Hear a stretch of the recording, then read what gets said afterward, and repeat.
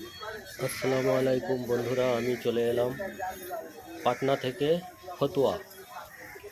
তো এখানে যিনি শুয়ে আছেন, আরাম করছেন, তার নাম হচ্ছে হজরত মখদুম সৈয়দ শাহাবুদ্দিন পীর জগজোত রহমতুল্লাহ আলাইহে।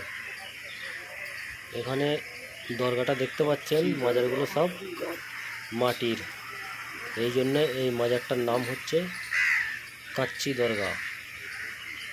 কাচ্চি দরগা নামে খুব মশহুর। এখানে এসে খুব ভালো লাগবে। যদি কেউ আসতে চান, পাটনায় চলে আসবেন। পাটনা থেকে ফতুয়া অটো ধরবেন, 0 মাইলস থেকে একদম সিধে মাজারের গোড়ায় নিয়ে গিয়ে দাঁড় করাবে।